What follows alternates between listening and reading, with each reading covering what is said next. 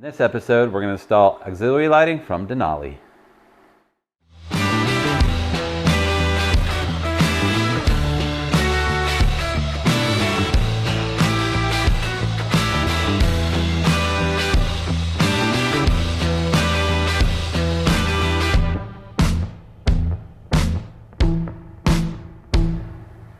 We'll be installing a pair of D3 aux hybrid lights. We also have the brackets so we can install them right by the forks. This is the wiring harness. This is the basic wire harness, which we're going to do. We're going to modify it so that it can fit in the KLR. We're also going to install a dual intensity controller so that normally we can drive around at 50%, but if we want to integrate them with our high beams, we can do that and they'll be at 100%. And then we're also going to add the stock switch from Kawasaki to turn them on and off. So the D3 headlights basically come like this. They come with a spot mode, and then you can also add a hybrid mode cover to them. We're going to do both. We'll have a spot on one side and a hybrid mode on the other side to maximize the light coverage. I know a lot of driving lights you've seen in the past are mounted to crash bars. We've decided not to do that. We want a little more protection for them. So we're going to be using the Denali low mounts. They're going to mount right here, and they're just going to sit right outside the forks in between the panels. So we're going to be modifying the standard power sport adapter or the wiring harness that comes from Denali. First thing we're going to do is end up cutting off this section here.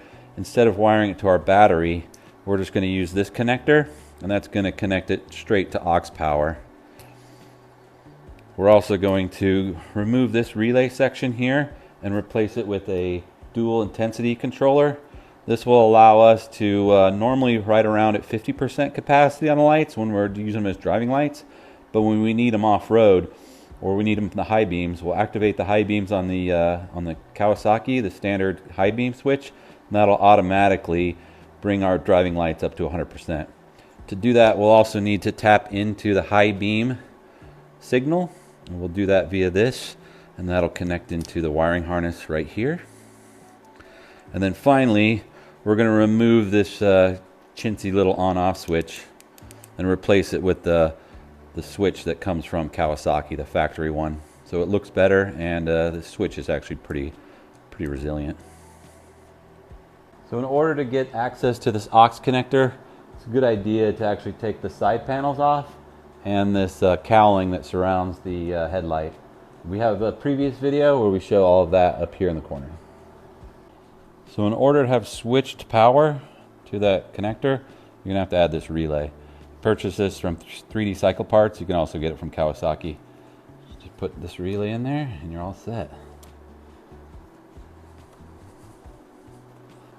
So we're going to tap into the Kawasaki wiring that's already installed. As soon as you install the relay, you'll have aux power. And then we're going to use these connectors from 3D Cycle Parts. It's going to connect straight to there, and that'll be our power for everything. So all of this wire has to kind of fit in this region here. So it's in our best interest to remove as much of it as we can. So let's go to the workbench, the electric workbench, and start chopping it up. So here's the diagram that comes with the harness from Denali. So normally you connect these to the battery. However, we're not going to do that. We're going to cut those off here and then install those directly to the aux connector. Additionally, you need a trigger wire. That trigger wire will activate whenever you turn the ignition on.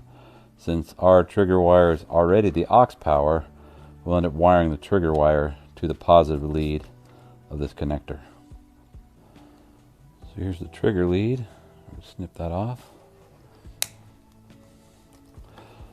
you can see I've got about 5-6 inches there. Now we're going to cut off the two leads for the power. We're going to strip them. Trim back the insulation so we get to the lead. This will be the lead for the trigger wire right here. We'll just solder that to the red connector, the red lead on the connector. We'll trim back the cover for the other two leads. Cut those off. And then we don't need this much either for the connector, so we'll trim that as well. Now we're going to strip these leads that we're going to connect together.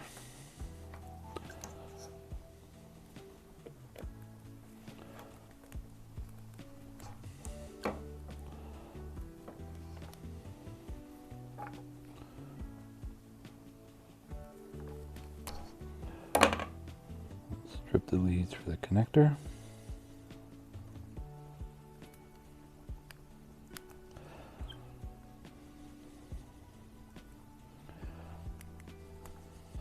So we're also going to be using some heat shrink to insulate the wires once we're done. So once we're done soldering, we're going to heat shrink over this. This will be the black lead. Let's go to black from black.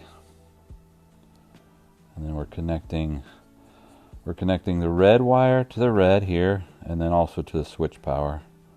So because we've got two wires on that, we'll use a slightly bigger piece of shrink wrap, next bigger size. That'll go over these things. And then we'll cover everything with this bigger diameter heat shrink. Once we're all done, we'll cover everything with this.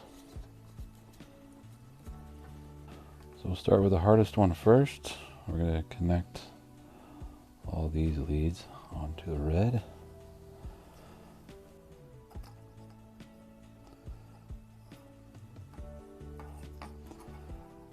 Okay.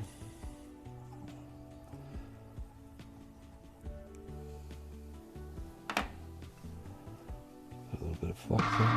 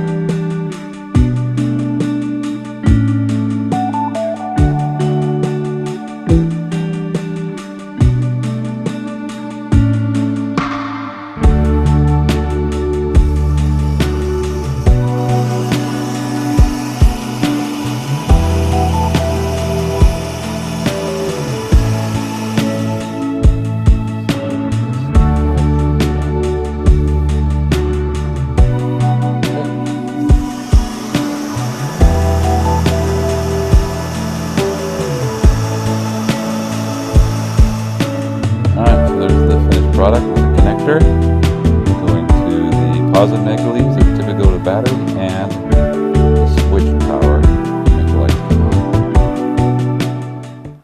I think I'm also going to add just a layer of insulating tape here, just to give it a little bit of more coverage.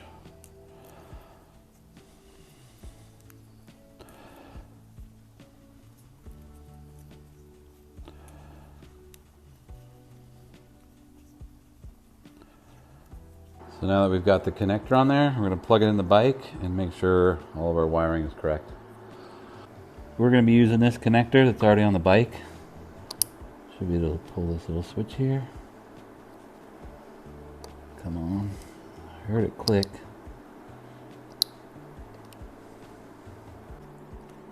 There you go. Then we'll disconnect this little lead here. Pull out, and it should disconnect. And we'll plug this one on and connect it. Okay. So now we're going to see if it works. We're going to connect one of the lights and check the switch. I'm not sure if this is on or off. It doesn't really have an indicator. We'll turn the bike on, and then it should work. There you go. But we're not going to be using this switch, so let's swap out this switch for the one that comes with the Kawasaki. So now we're going to get access to these 4 leads. We don't have this connector, so we're just going to cut that off. Cut it off right here.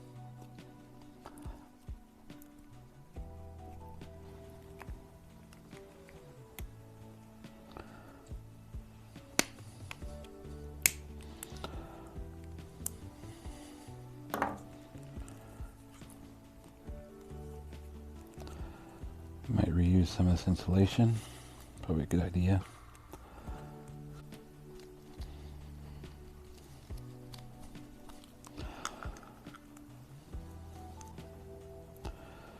Looks like it's taped, so we're going to take the tape off next.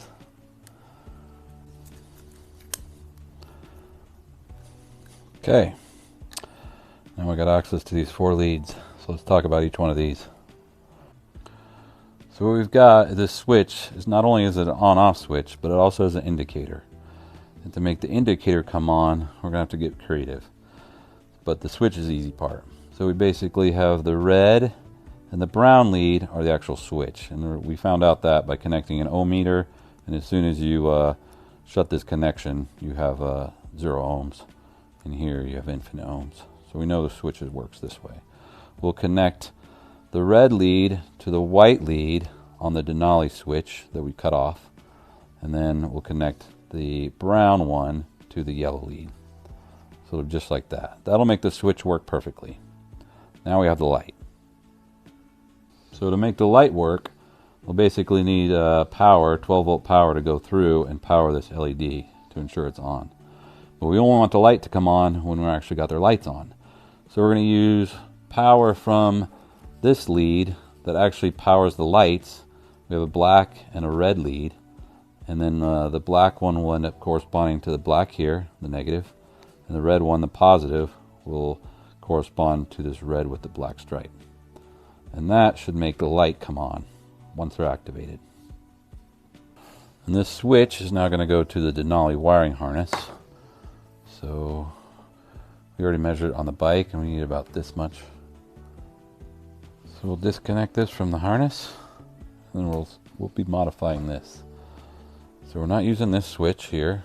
We're going to chop this off here. So you'll notice that you've only got 2 leads that come out of here. So we're going to shorten our switch power lead. And then make sure we strip these.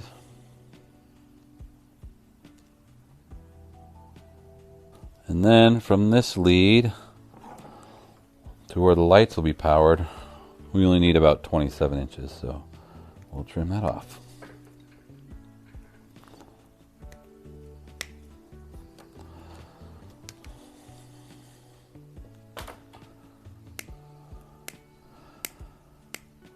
Cut this plastic back so you have access to the 3 wires.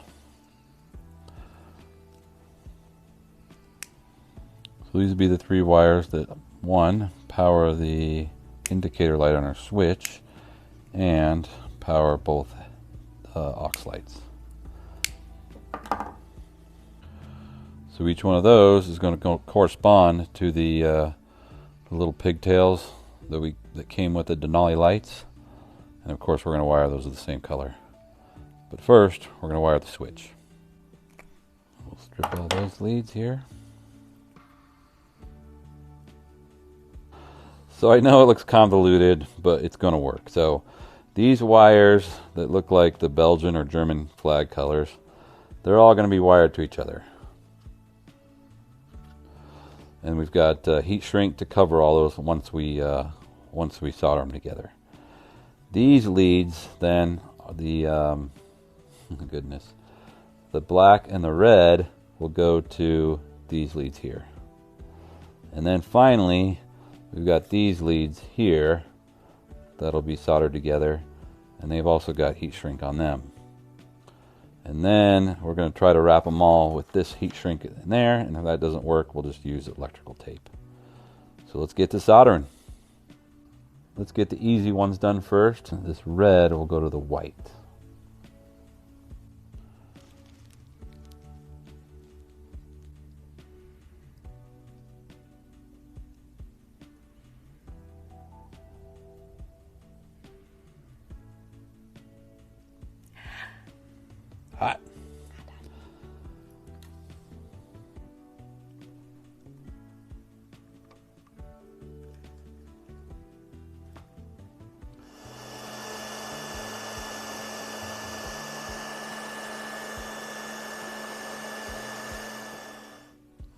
yellow to the brown.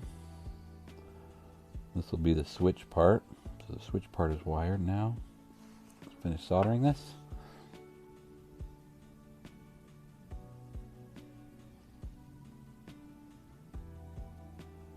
We'll cover this one up. Shrink wrap it. So that covers the switch part. That's the part's done. Now we got to wire the light and basically all the power to the aux lights. So we're going to wrap the yellow leads next.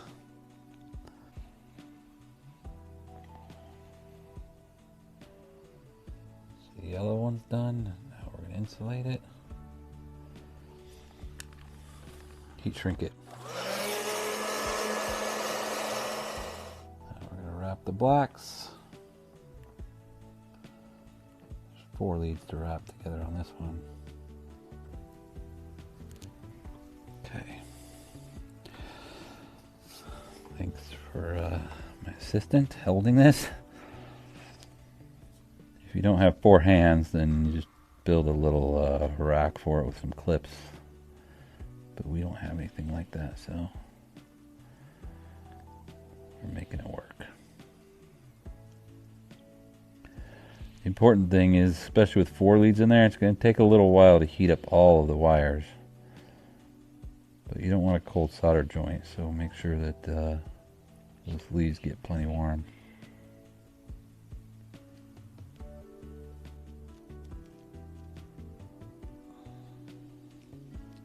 Make sure they connect together good though.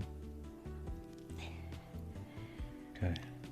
So for this one we used thicker heat shrink because we knew the 4 leads would be thicker, so we'll cover that up and use the heat gun once again. So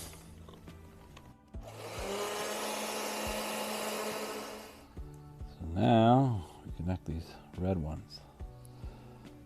It's coming together. All right. Some flux to clean them up, and let's solder again. Takes a little while for these 4 leads to get hot. You definitely want to solder them on top. You want the solder on top and the heat from the bottom. Otherwise you'll have a cold solder.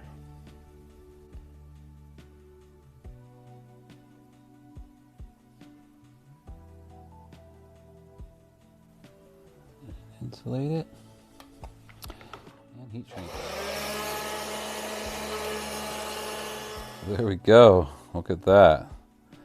Looks like we've got them all insulated. Now we're just going to put a heat shrink over the top of all of them.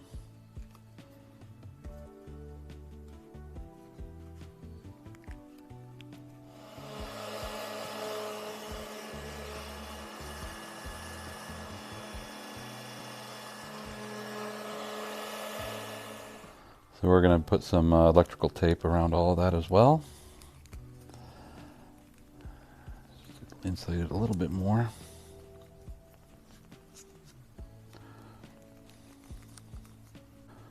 So there it is. That's the custom wire harness for the KLR. So in our case we've added the KLR switch. We'll have an indicator and then on and off. And that'll go down here to this 4-pin connector here. That plugs in there. This will be the signal to let you know that we've got the high beams on. These will go to the 2 lights. And then we follow it back down. This will go to the power, aux power, both the red and white lead or red and black lead. And then finally, this is the relay. We'll take this single relay out and replace it with this dual intensity. That will mount right here. Okay, that's on. So for this part, we're going to remove the headlight assembly. So we're going to have access to the lead that's going to determine when the high beams are activated. So the point of this is when I go to high beam on the stock switch, it should activate and turn all the lights on to 50 or 100%. So then we'll remove these little bolts here with a 10mm.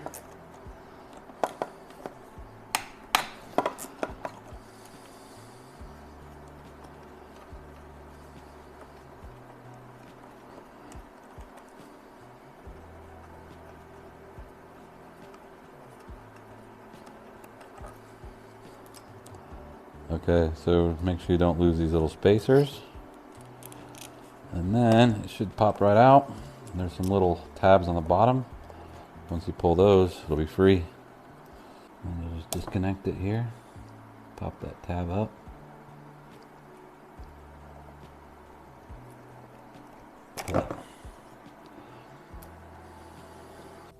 Looking at the schematic that's on the service manual, you can see that the green lead that comes out of the headlights is listed as the high beam wire. We figured that out.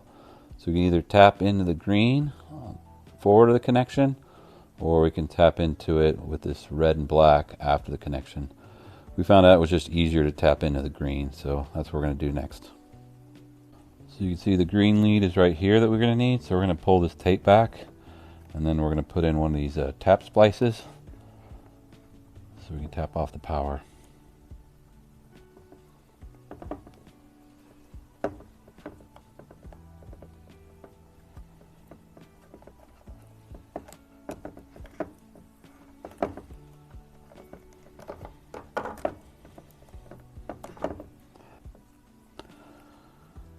Okay, so to give us a little bit more room, I'm just going to tap back a little bit and remove a little bit of insulation, and then we'll re-insulate it with electrical tape when we're done. So we'll peel back just a little bit.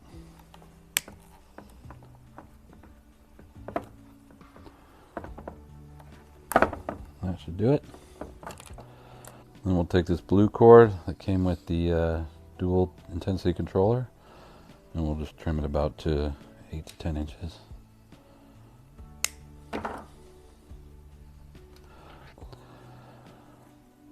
Alright, so now we'll use our little tap.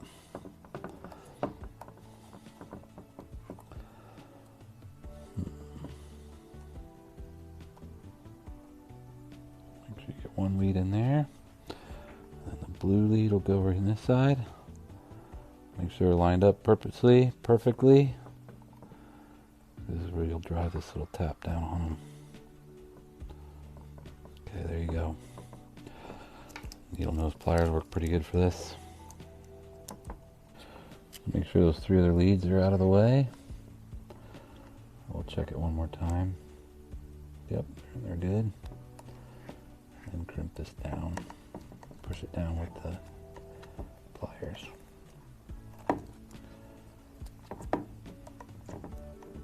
Okay, you should hear it go boink.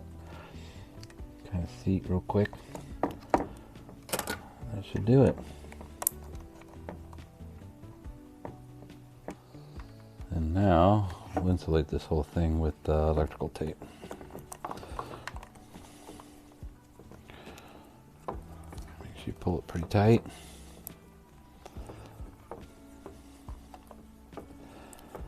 Probably do 2 layers.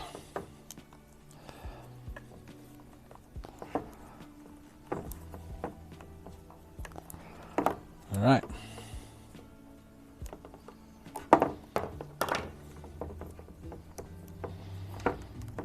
That's it. So now we're going to install the wire harness on the bike. So the first thing we're going to do is disconnect the little block that holds the area where the switch will go. And the best thing to use for that, because it's tight, is this little Phillips head and a 1/4 inch drive. A 1/4 inch wrench, ratchet wrench. There's 3 of these little Phillips head screws that you got to get out.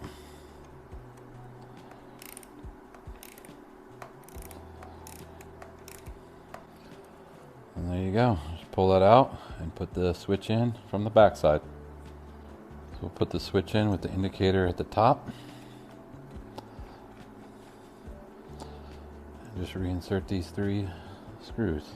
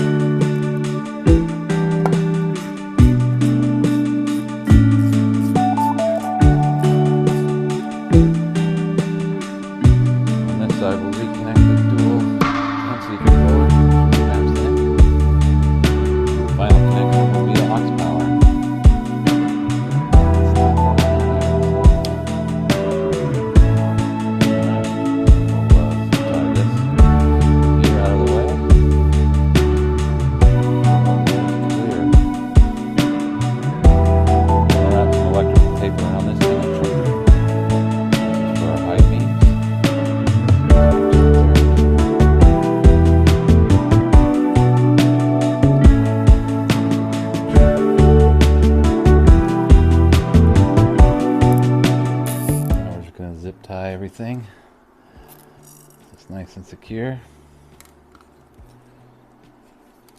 We'll leave these two leads out so we can connect the lights later.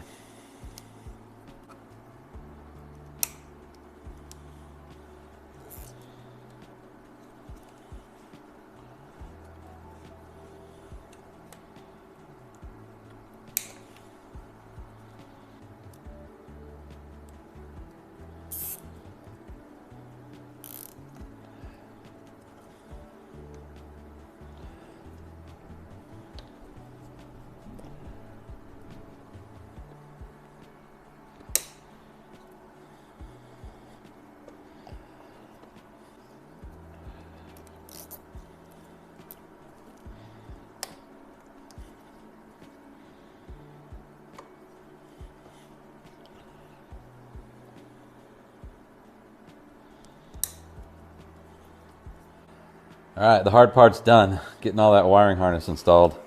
The last part is just to put the brackets on and then install the lights and then adjust them properly. So when you order it, it comes in this little box from Denali. Inside is just the two brackets along with these 4 longer bolts, and those will install just like this. Pretty straightforward. So we'll start by removing these bolts here on the forks. 12mm. Look like they're too tight. These are long bolts.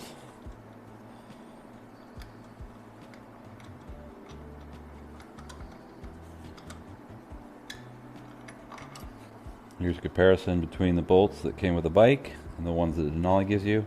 Notice they're about as long as the bracket is. So now we're going to mount this bracket using these new bolts. Put a little blue nylock or Loctite on there.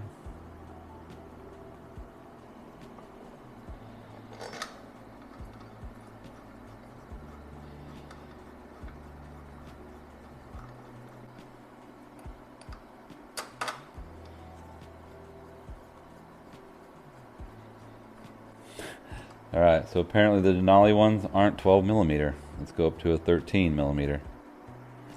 So 13 to put the Denalis on. Silly, huh?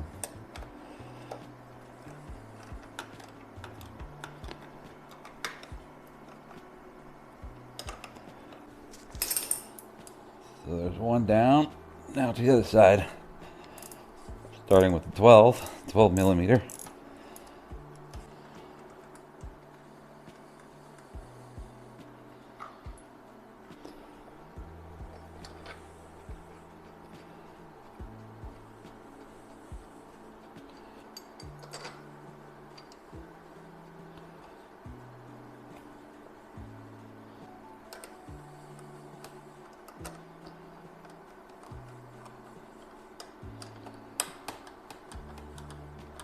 So now we just have to mount the D3s. But before we do that, let's talk about how we're going to configure them. So we're here at the Denali website. We did not buy the fog lights. We bought the actual spotlights or the driving lights. So you can configure these lights to do 2 different operations. You can set them up with a hybrid lens, which the pattern looks similar to this. Or you can also set them up where they come actually from the factory already set up to be a spot pair. Our plan is to do a combination of both. We'll have one set up for hybrid and the other set up for spot. So we've got the spot lens that came with the lens or came with the light already. Now we have to do some eye surgery and replace it with this hybrid one. So a 2.5mm Allen will get you access to these 4 screws here.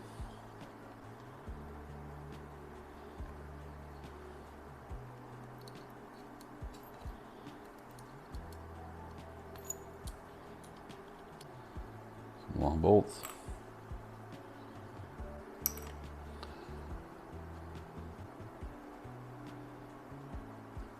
Wow, look at that. Take out this spot lens and then put in the hybrid lens. Also make sure you remove this cover here, this plastic cover. Make sure you line these up. Looks like they have little cutouts here for where the bolts go. There's a little tab right here, so you can only put it in one way. It should line up. So rotate it until it lines up. There you go. And then reinsert the bolts.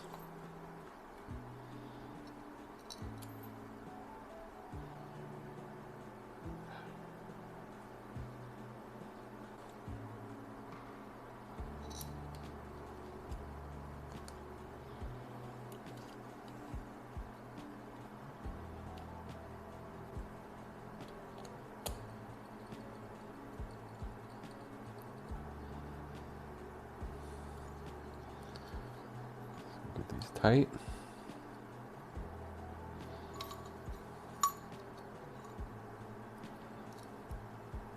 So we've got the spot lens and we've got the hybrid lens, but what side should we put on each? So here's our thought. Basically this one casts light well outside the realm of the bike, and since we're riding on the right side of the road, we wanted to make sure light was more on the right side where possible traffic or animal would be running from the field or something.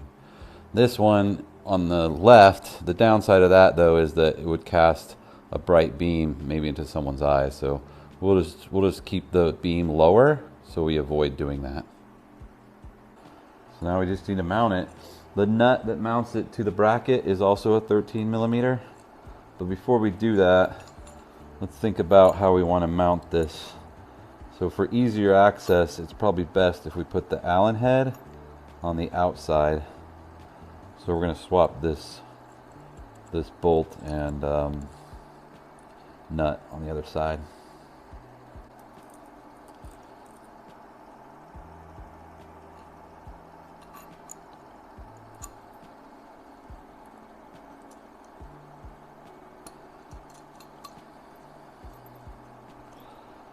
And the nut on this side is a 10 millimeter. All right, let's install it now. Should just be, take the nut off and the washer, put it into the bracket here.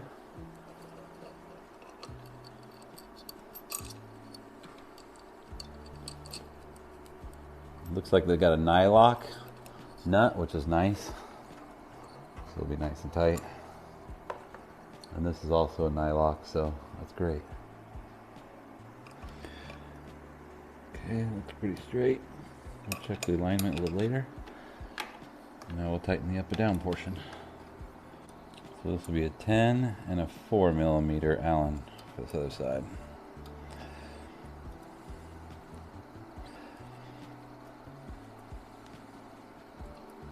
So make it pretty tight. I think even with it really tight, you can still adjust it. So yeah, see there's still some movement in there. So you can make it pretty tight. All right, now for the spot side, the clutch side.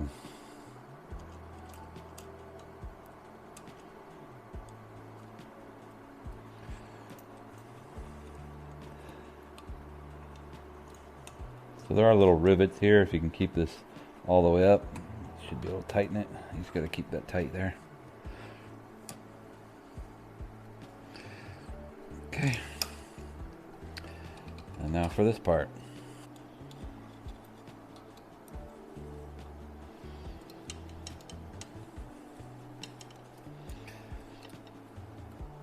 Okay. You can still move it even though it's tight.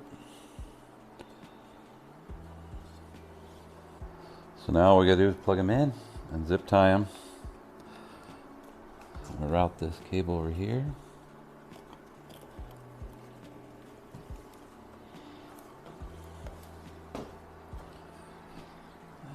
Two plugs are right here. Doesn't matter which one you plug them into. Just make sure you do it right. There's only one way you can line them up. There you are.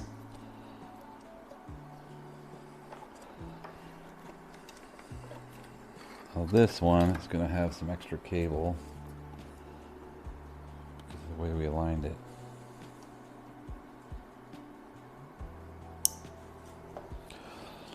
So however you run these wires, you just got to make sure they don't bind up on anything. So you can't make them too short They got to be just long enough where they can still get ample movement. Okay, once you find that the cable doesn't come in contact or has enough play, zip tie it down.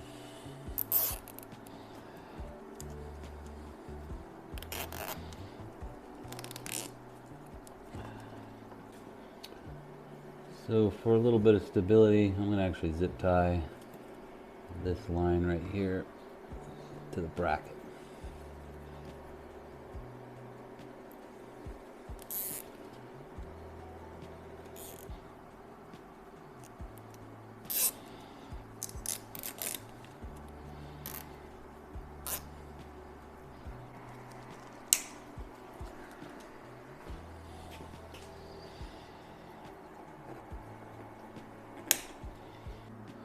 Alright, so we've got a little bit of issue here.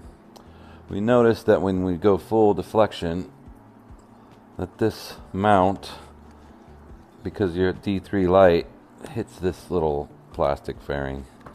And you can see it's quite rubbing good. So it's not uncommon that when you modify a vehicle that sometimes not everything works. So we're going to take this little plastic thing off and we're just going to trim it a little bit so it fits the light. So 8mm socket gets in there just perfectly.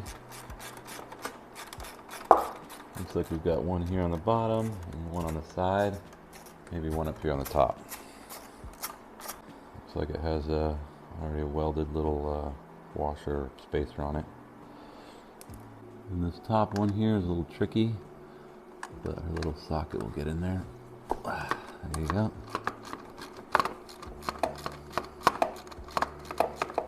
So for the Denali lights, we're going to have to basically just carve out this section right here and make this hole a little larger, and that'll make sure we're not having any binding issues. And we're just going to cut the plastic right here.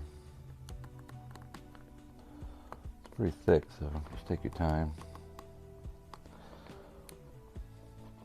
The Dremel might work as well, but I feel like this will work.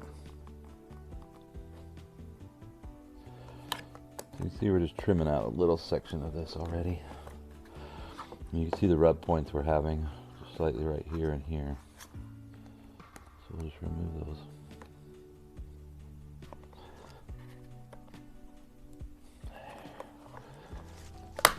There you go. I think we'll do a little bit of trimming up here as well.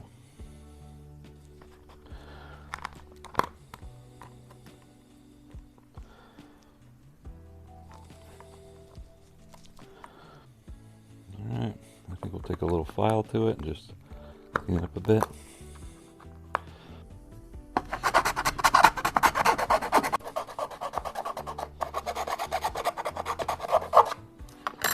Alright, that's good enough. Let's go fit check it, see if it clears. Alright, so we just fit checked it and we found out that it's still rubbing a little bit more, so we're going to make this hole slightly larger.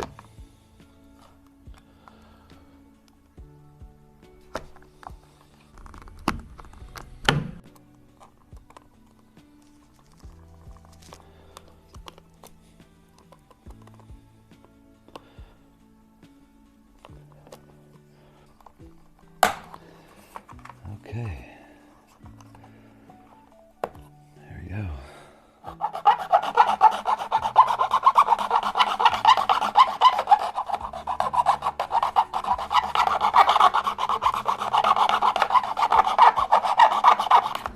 Alright, so we're reinstalling this little cover, little fairing, and we're going to check it, fit check it.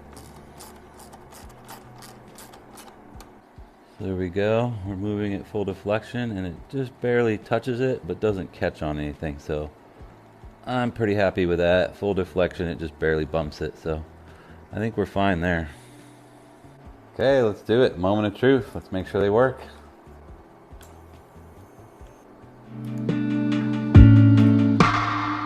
Check the high beams, so we'll go to high beam here.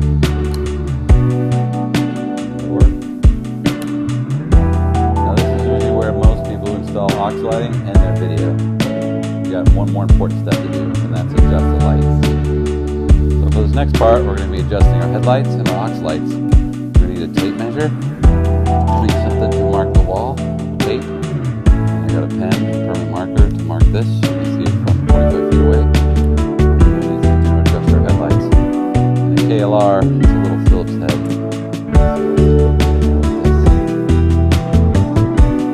So we're grateful to have a garage. Our brother-in-law has a wonderful garage that's at least 25 feet. If you don't, you can do it in the driveway. Just park next to a flat wall. You need to be 25 feet away. So we're going to start here and measure.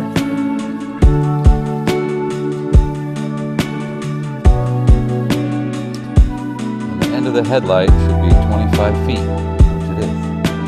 We marked it out ahead of time. So for this part, it's good to have an assistant. So Chantil's going to do the measuring, and I'm going to get on the bike with the approximate weight. I'm not going to have all my riding gear, but it's going to be close enough. And then I'll sit on the bike and make sure it's straight up and down. Okay, so the bike is straight and level. Chantil's going to measure it from the floor to the headlight, the middle of the headlight. Yeah.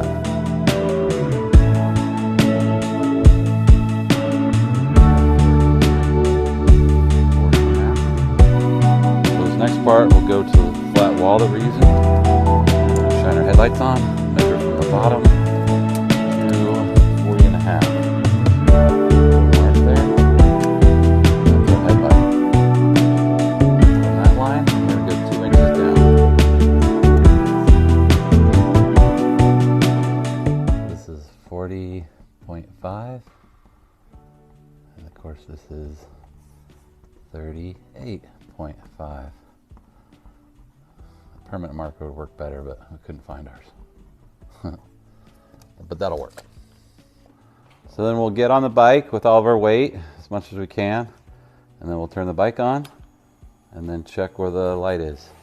You can move it kind of side to side to see where it is. And that looks pretty good.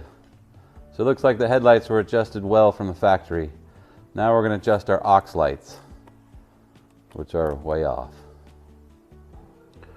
So if you needed to adjust the headlights, you would do it right here. That little, see that little screw with the Phillips head?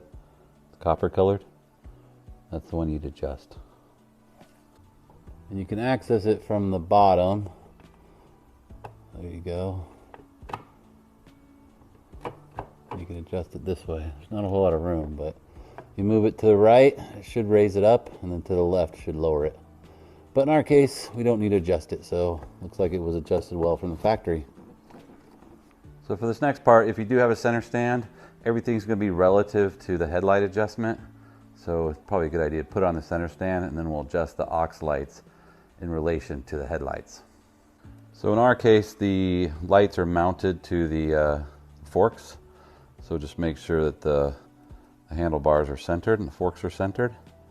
And that looks good there. And now we're going to try to turn on the lights and adjust them. So we'll turn on the ignition and the aux lights. So the first adjustment we're going to do is side to side. So it's loose enough now that we can adjust it and just look down range and kind of line it up for where the headlights would be. So now that we've adjusted one side of the headlight, we can actually just cover it up with a rag or something. And then we can adjust the other side. Same thing on the right side. We're going to adjust it to the center of the beam right here and tighten it down. So next we're going to adjust it to the up down. So we'll show you how to do that next. So I've covered the right light. Now we're just going to adjust the left light up and down. And because this one goes so far out, we definitely don't want it to be too high. It'll blind other drivers. So in the case of my lights, they're just used mostly to alert people during the daytime. We don't do a lot of night riding. If we were doing night riding, I probably would put it up a little bit, but until then, I think we're just going to keep it down here so it doesn't blind other drivers, but it's at least bright enough to let them know that, hey, I'm coming. So I think that's good right there. And now the same with the other side. You can see this one's more of a floodlight. It's a wider beam pattern. So for that one, we'll put it in the same position so that the lights look about the same when you're looking at it from far away. So looking at the lights now from 25 feet away, they look to be about the same intensity. If one were brighter than the other, I would probably adjust them, but They stay consistent as you move up and down. But as you can see, most drivers are going to sit higher than this, but if you were a squirrel or something, it's definitely bright when you're down here. But up here, it's just fine. So there you go. We've adjusted our aux lights. Our headlights were pretty good from the factory, so no adjustment necessary there. But that's it. The project's done. The only thing we need to do now is take the bike out and see how they do, especially at night when we ride. But we're definitely, because of the lights, we have a lot more visibility during the day. So hopefully drivers can see us and we're a little more safer now. So if you're interested in more KLR modifications, make sure you subscribe, like, and hit the bell icon so you can be notified of future updates.